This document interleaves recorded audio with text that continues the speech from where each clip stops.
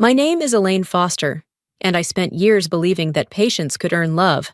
If I stayed calm, if I made myself useful, if I kept forgiving, maybe one day they'd look at me and finally see someone worth keeping.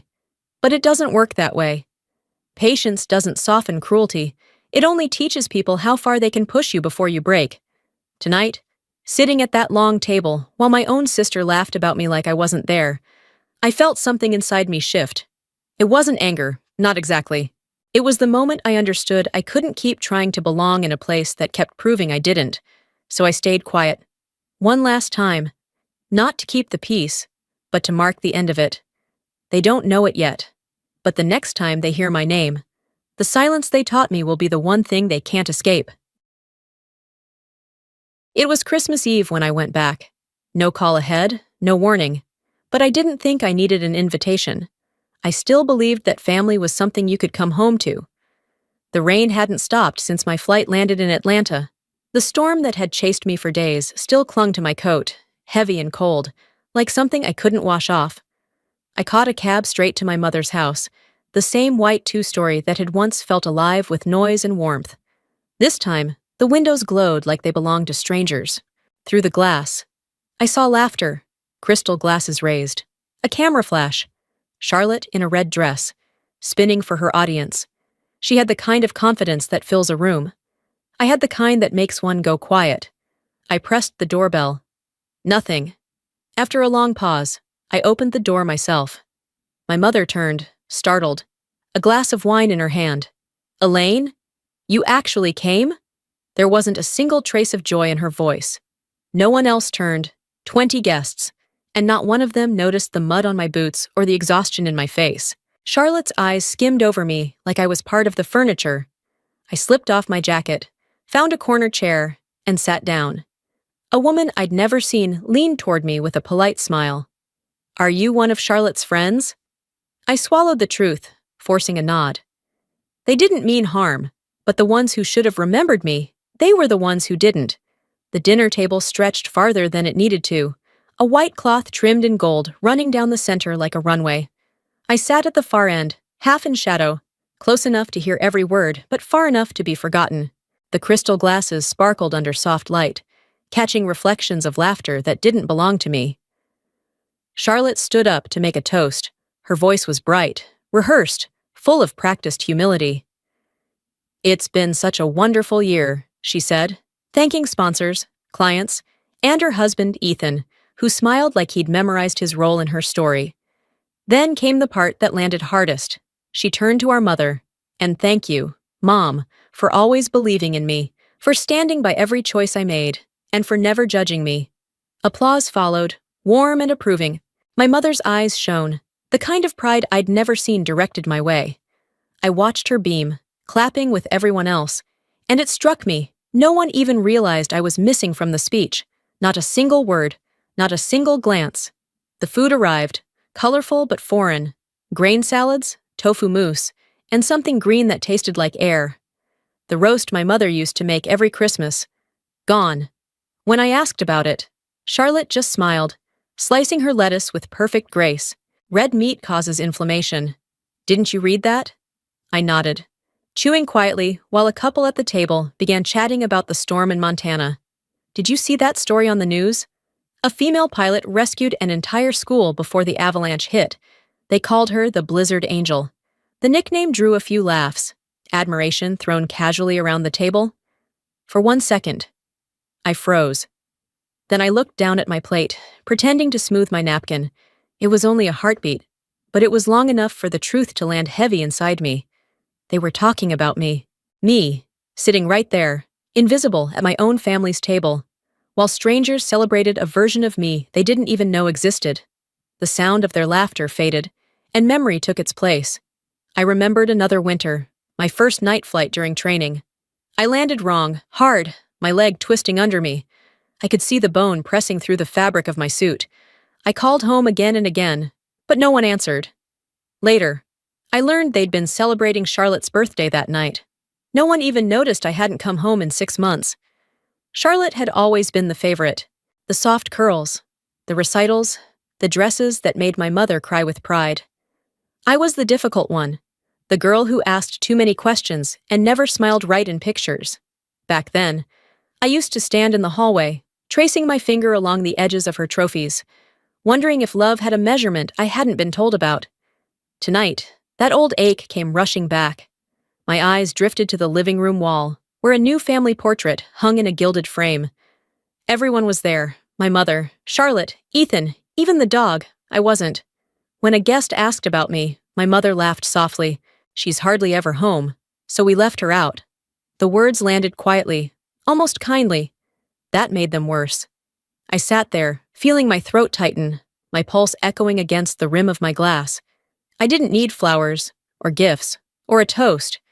I just wanted to exist in their version of home. But sitting there, half hidden at the edge of the light, I finally understood. I'd already been erased long before tonight. And that hurts more than hatred ever could, because hatred means you were, at least once, worth the trouble. By 8, the room had turned golden with light and wine. Charlotte tapped her glass, and the chime sliced clean through the music. Every head lifted, every face turned toward her. She smiled, polished, glowing, her favorite kind of stage. "Before we open gifts, I just want to say how grateful I am. This year has been amazing." Her words floated like perfume, sweet and empty. Her eyes skimmed across the table, skipping over me as if by instinct. "I know some people choose unconventional lives," she added with a practiced laugh. "Flying around, chasing things most of us can't see. But hey, they still remember to drop by. Sometimes." Laughter rippled politely. My grip on the fork tightened until my knuckles ached. Charlotte looked right at me now, that perfect half-smile curving like a blade. "A uniform doesn't make anyone noble," she said. "We all serve life in our own way, don't we?" Applause, compliments. Someone whispered what a gifted speaker she was.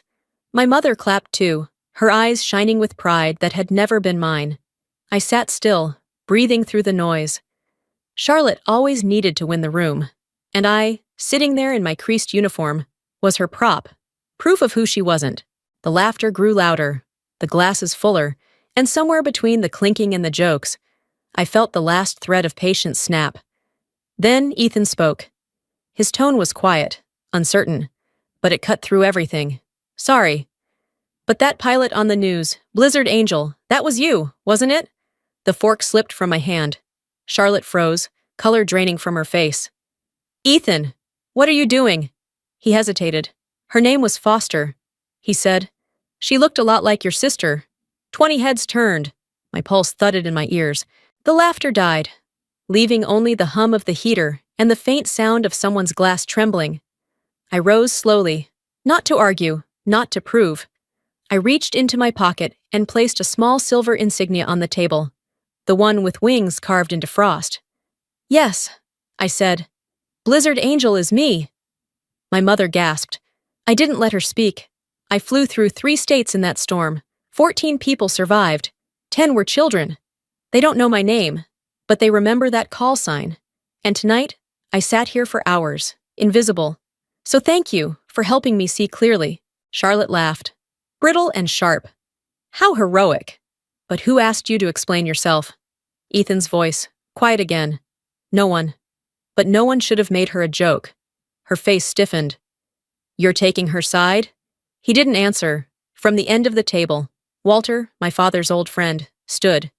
His steps were heavy but sure. He walked over, stopped beside me, and saluted. "You saved my grandson last week," he said, his voice steady. "My family owes you everything." The silence that followed was thick, electric. Charlotte's expression collapsed. My mother's lips parted with no words to fill the air. I looked around the table, at every person who had ever made me feel small. "I don't need anyone's debt," I said. "I only ever wanted respect." Then I turned away. My boots clicked against the wooden floor, echoing like a clock striking midnight. Behind me, Charlotte's voice cracked. "Where are you going? Running again?" I glanced over my shoulder. No, not running. Leaving, outside. Snow was falling, soft and certain.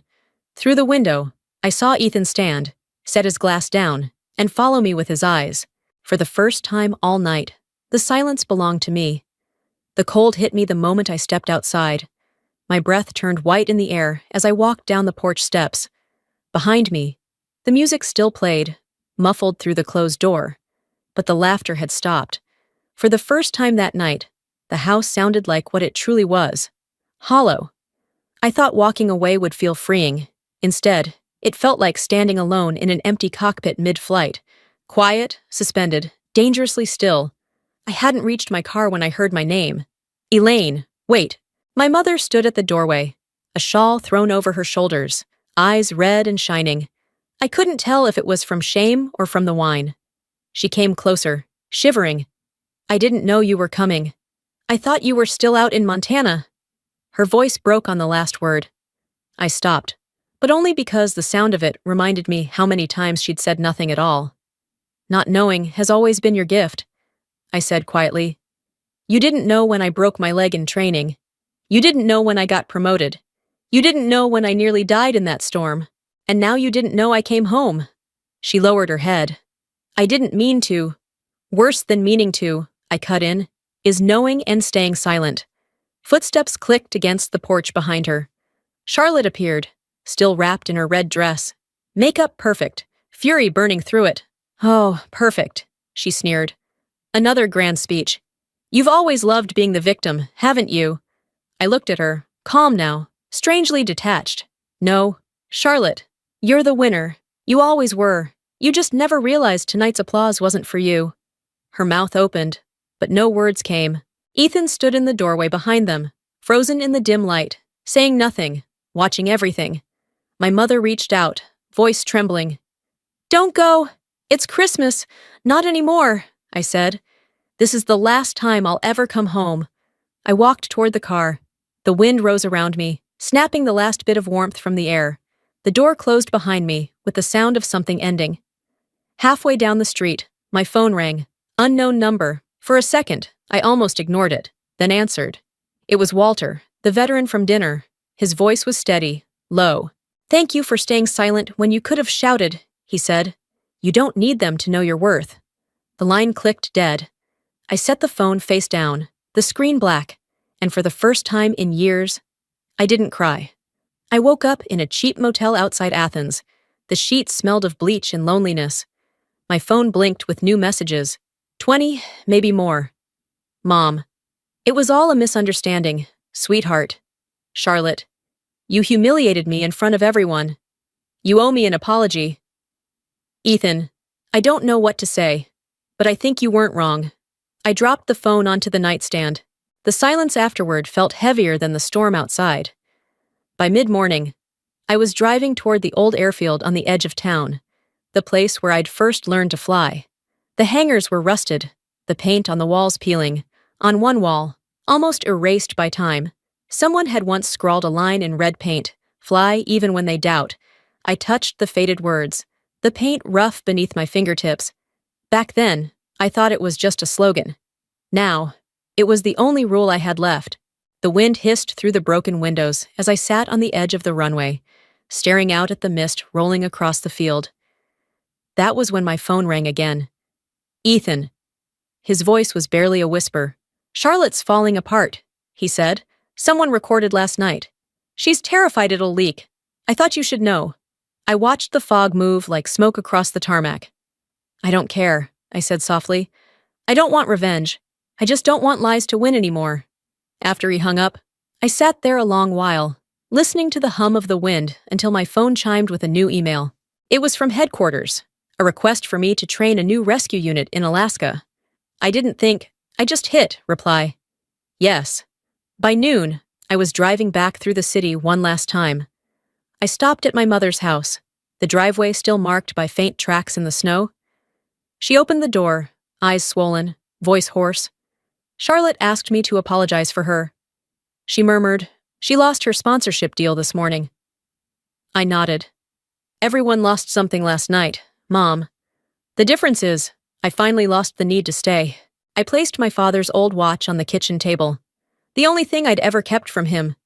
The ticking filled the silence between us, counting down to the moment I'd walk away. As I reached the door, my mother called after me. Elaine, are you still a pilot? I turned back, meeting her eyes for what felt like the first time in years. No, Mom. I'm the one flying my own life now. The watch ticked on behind me, a quiet metronome marking the end of a chapter I'd already outflown. 3 months after that Christmas night, I was in Alaska. The air here didn't just freeze your breath, it cleared it. Every morning, sunlight spilled cold across the white ridges, catching the roofs of wooden cabins stacked like quiet thoughts. I rented one of those cabins near a small civilian airstrip. 2 friends from my old rescue unit joined me, and together we started Northline Rescue, a volunteer group for places the official teams couldn't reach when the weather turned deadly. We didn't get paid. Some days we barely got sleep, just cold coffee, windburn, and flights that sometimes felt like wagers with the sky. But none of us needed recognition. Each takeoff was its own kind of truth. On the first night, the snow came heavy. We caught an emergency signal. A truck overturned on the Denali Pass. 2 people missing. I zipped my jacket, slipped on the headset, and listened as the blades began to roar through the storm. The sound was familiar, almost like a heartbeat I'd finally found again. We found them, a mother and her daughter. When I pulled the woman free, the little girl clung to my hand, eyes wide. "Are you the snow angel?" she whispered. I smiled. "Not really. I just show up when someone needs me." Back at the base, local reporters were waiting. They didn't ask my name, just what message I wanted to share with the family we'd saved. Family, I told them, is the one you choose, not the one you're born into. The story aired across the state that night, but I never watched it. For the first time in years, I slept straight through till morning. A month passed before my phone started ringing again. First, it was my mother. Then Charlotte. Then Ethan. The first message was from Mom. "I saw you on TV. You were amazing. I'm sorry, please come home." I read it twice, waiting for something to stir. Anger, sadness, anything. But all I felt was distance, like looking at an old photograph that used to mean everything. Now just a blur of colors behind glass. Charlotte's email came next, nearly 3 pages long. "You won. Everyone loves you now. Are you happy knowing you ruined me? You always wanted to be better, didn't you?" I almost laughed. She still didn't get it. Winning isn't being above someone. It's not needing to prove you ever were. Then Ethan's voicemail, his voice hoarse and thin. "Charlotte's in treatment," he said. "I thought you should know." I sat for a while, unsure what to feel. Pity? Relief? Or maybe it was just the quiet collapse of something that had already been dying for years. I opened the drawer I hadn't touched since moving north, the one that held everything I'd tried to forget. Mom's old letter, my last work contract, the Blizzard Angel medal. I placed them on the table, one by one, and lit a candle. The flame took its time. Paper curled, ink faded, metal warmed to gold. In the reflection of the window, I saw my own face flicker and steady, alone, but whole. As I brushed the ashes aside, a small, unopened envelope slid free from the pile. No return address, no handwriting I recognized. I tore it open. Inside was a photograph from that night in Montana. The rescue, the snow, the lights, and a single line scrawled at the bottom. "From someone who lived because of you. B." I smiled, closing my hand around it. I didn't need to know who it was. That simple thank you was the only one I ever wanted to keep. 3 years passed like a night flight through calm skies, quiet, steady, gone before you know it. I was still in Alaska. Northline Rescue had grown to 12 members, 3 helicopters, and a hallway lined with photographs of lives we'd pulled back from the edge. Sometimes I stood there at dusk, watching the sun sink into the snow and wondering how far I'd come without ever meaning to. Every so often, a letter arrived from my mother, careful, restrained, written as if she were afraid of the space between us. I never replied, but I didn't burn them either. I kept them in a wooden box, pieces of history I no longer needed to erase. Tonight was Christmas again. I sat by the fire with a mug of cocoa while snow drifted heavy outside. A young girl from our team ran in, cheeks flushed, laughing. "Elaine! We came up with a nickname for you, Blizzard Angel." I smiled. "Call me that if you want. But remember, angels get cold too." Their laughter filled the cabin, warm and bright. I looked out the window, where snow was falling soft and endless. No ringing phones, no guilt, no eyes waiting to judge. Just quiet. The kind I'd chosen, not the kind forced upon me. Silence isn't punishment anymore, I whispered to myself. It's peace. The fire crackled. The wind hummed, and I closed my eyes, thinking of those I'd saved, those I'd let go, and the ones still waiting to be found. Because sometimes, to fly, you have to let go of what was never meant to hold you up.